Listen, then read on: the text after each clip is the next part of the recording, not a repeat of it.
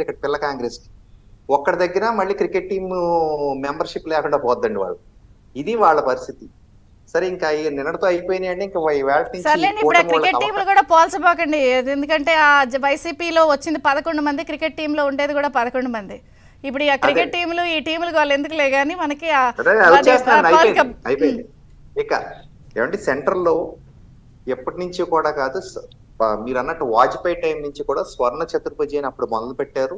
తర్వాత మళ్ళీ మధ్యలో కాంగ్రెస్ వస్తే ఈ నేషనల్ హైవేలు ఎక్కడెక్కడ వదిలేశారు. మళ్ళీ మోడీ గారి గవర్నమెంట్ అంటే మోడీ గారి సారథ్యంలో వచ్చిన బీజేపీ ఎన్డీఏ బీజేపీ గవర్నమెంట్ వచ్చాకే ఇవన్నీ కూడా నేషనల్ హైవేలు ఏవన్నీ కూడా స్టార్ట్ అయ్యాయి. ఇప్పుడు మా కాకినాడ ఉందండి national highway 216 Kathipudi to Pamarru. గతంలో వాజ్పేయి స్పీకర్ గా ఉన్నప్పుడు బాలయోగ్ గారు 216 అని నామకరణం చేశారు. కాంగ్రెస్ వచ్చాక దాన్ని వదిలేసింది. మళ్ళీ ఎన్డీఏ గవర్నమెంట్ వచ్చాక స్టార్ట్ అయ్యారండి. ఇలా ఉంటది. అలాగే స్టేట్ కి వచ్చేటప్పటికి ఏంటంటే 2014 to 18 కలిసి ఉన్నప్పుడు చంద్రబాబు నాయుడు గారు సాధ్యమైనన్ని స్క్వీజ్ చేశారు. పైనుంచి కిందకి ఫండ్స్ ఎంత కావాలో అంత పిండుకున్నారు. ఇక్కడ తీసుకొచ్చారు, అన్ని ల్యాండ్ అయినాయి ఇంక్లూడింగ్ పోలవరంతో సహా.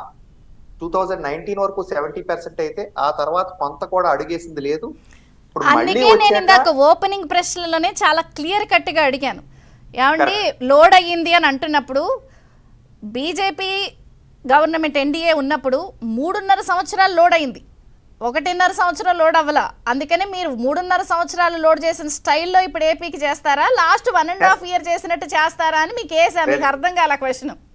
నాకు అర్థమైందండి, అందుకే చెప్పేస్తున్నాను అన్ని కలిపి. మళ్ళీ ఒక్కొక్క ప్రశ్నకి ఆన్సర్ కాకుండా అంతా కలిపేస్తున్నాను. అందుకని ఈ ప్రస్తావనలన్నీ కూడా తీసుకొస్తున్నాను. అంటే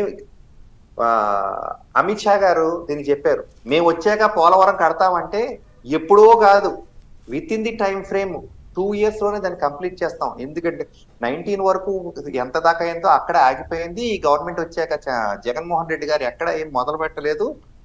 ఇక్కడ చేసే ఆయన ఉన్నారు కాబట్టి మాకు ఆ నమ్మకం ఉంది. ఖచ్చితంగా మా ఈ కూటమికి అవకాశం ఇస్తే మిగతాది 2 years లోనే కంప్లీట్ చేసేస్తున్నారండి.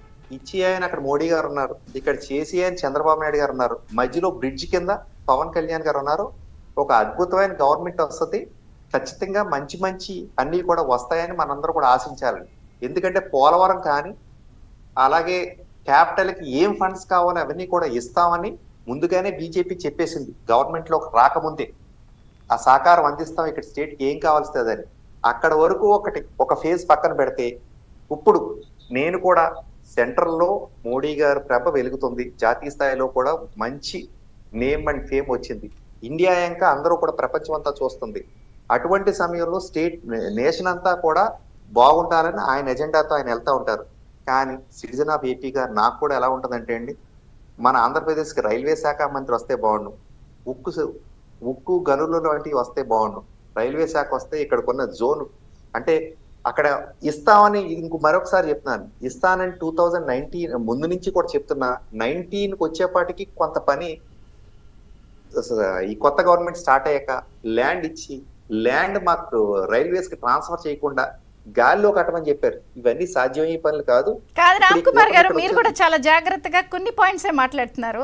అంటే funds, let me complete.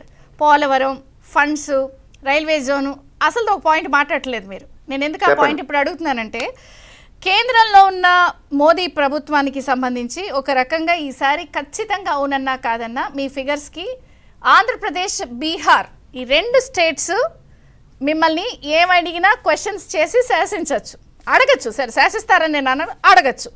Andhra Pradesh, Bihar ఈ 2 స్టేట్లు వాళ్ళకి కావాల్సిన విషయాలు ఇస్తారా ఇవ్వరా అని మిమ్మల్ని గట్టిగా అడగచ్చు. ఆ ఇద్దరు అడుగుతున్న ఒక కామన్ పాయింట్ ప్రత్యేక హోదా. మీరు ఎంతసేపు పోలవరం, ఫండ్స్, జోన్ ఇది చెప్పి అదొకటి వదిలేస్తున్నారు. కానీ ఏపీ, బీహార్ ఈ పాయింట్లను కూడా అడుగుతోంది. సో ఏంటి ఆ విషయంలో బీజేపీ కామెంట్ ఏంటి? రైల్వే జోన్ అదే ల్యాండ్ ఇవ్వలేదు, అది ఇస్తే టీపీఆర్ తో సహా అన్ని రెడీ, కట్టడానికి రెడీ అని మా రైల్వే మంత్రి గారు అశ్విని వైభవ్ గారు ప్రకటించారు. ఏమండి సరే అది ముగించేద్దాం. మీరు అడిగిన క్వశ్చన్ స్ట్రైట్ గా వస్తున్నాను. ప్రత్యేక హోదా ముగిసిన అధ్యాయం. కానీ స్టేట్ కి ఏం కావాలో కంప్లీట్ సహకారం అందిస్తాం, ఏం కావాలంటే అది ఇస్తామండి. నాకు తెలిసి నిన్న మొన్న చంద్రబాబు నాయుడు గారు కూడా ఎక్కడ ప్రత్యేక హోదా గురించి మాట్లాడని దాఖలాలు లేవు. అలాగే 2024 లో ఎజెండాలో కూడా ఆయన కూడా ఎక్కడ పెట్టింది లేదు. లేదు నేను దాని గురించి అనట్లేదు, కానీ ఈ రెండు చెప్తాను, స్టేట్స్ కి చెప్తాను. పబ్లిక్ ఈ ఫీలింగ్స్ లో ఉన్నారు కాబట్టి ఈ రెండు విషయాల్లో